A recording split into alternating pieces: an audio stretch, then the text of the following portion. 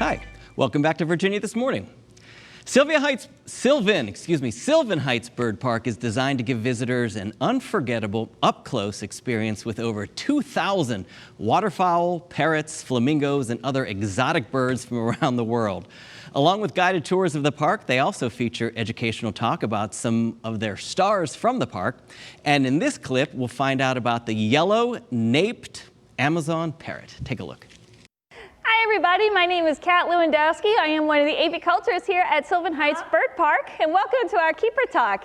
I have a very special guest with me here right now. She's very eager to say hello. Hey, do you want to say hi to everybody? Want to say hi? Hello? Hello. There you go. So this is Katie. Katie is known as the yellow-naped Amazon. There are over 30 species of Amazon parrots, and despite her name, the yellow-naped Amazon is not found in the Amazon rainforest. This type of Amazon is found specifically in Central America. So if you go to, say, Panama or very southern Mexico, that's where you would find this bird. She's kind of hiding it right now, but the main reason she's called the yellow-nape is she does have a patch of yellow feathers on the back of her neck. And there are many different kinds of Amazons. So with all the parrots, whether it's the Amazon, the cockatoo, the African gray, or even the largest being the macaws, they all share the very similar characteristics that makes them a parrot. And one of their features is actually that large beak that they have on their face, and she shows it off very well. That beak is very good for crushing hard nuts and seeds.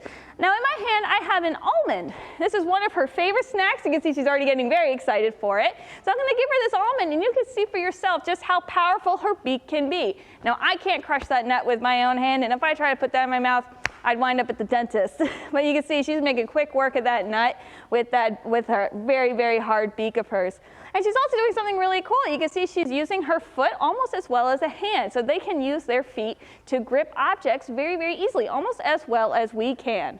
That's kind of neat. So she'll be working on that for a few minutes. So going back to her feet, there's a very fancy name for her feet called zygodactyl feet. And that just means she's got 4 toes, 2 of them face forward and 2 of them face back. And they're perfect for being on various sized perches, such as this one she's standing on right here. So she can grip as far as she needs to stand on that perch. And also, like I said, she likes to use it as a very, very cool hand so she can get a good of that nut. All right, so of all the parrots in the world, all of them have this very cool ability, which you heard just a minute ago, called mimicry.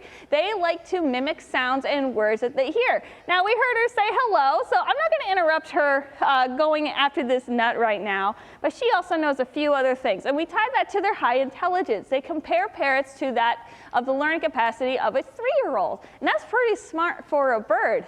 And they also have a really long lifespan. So Katie here is between 25 and 30 years old, and she can easily live to be 80 to 90 years old. So that means if you're ever considering owning a parrot as a pet, you're looking at a lifelong commitment of having a 3-year-old mentally able parrot. And they're also very loud birds by nature. They love to make sounds and calls, and they're also very avid chewers with that very, very hard beak.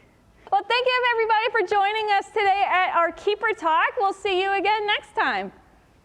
All right. Good talking to Kat and seeing that beautiful bird. Sylvan Heights Bird Park is located at 500 Sylvan Heights Parkway. That's in Scotland Neck, North Carolina. They're open Tuesday through Sunday from 9 a.m. until 4 p.m. Face coverings are required and social distancing is in full effect. For more information, visit our website by early this afternoon at WTVR.com/VTM. Tom, I don't know whether you've ever owned birds. We went through a phase about 20 years ago where we had the little tiny, what they call society finches, which are little tiny little birds. We had 2 of those, and they made the biggest mess. Yeah, when they eat, they throw seeds and everything everywhere. Yeah. Do they throw it with their feet, or do they just kind of fling it with their beak, or do they? Yeah, both. They just, stuff went everywhere. There was food on the ground all around it, and we got a big mess. Anyway, yeah, so we don't have birds anymore. Have you ever owned a bird? I've never owned a bird. I've eaten chicken before. I've had like fried chicken. That's a bird, right? And I've owned it, you know, if that's what you mean. I mean, I've owned a chicken before, you know, and I've owned a turkey. But you know, I've noticed outside in the backyard weather center, when I fill the bird feeder, the birds are very picky.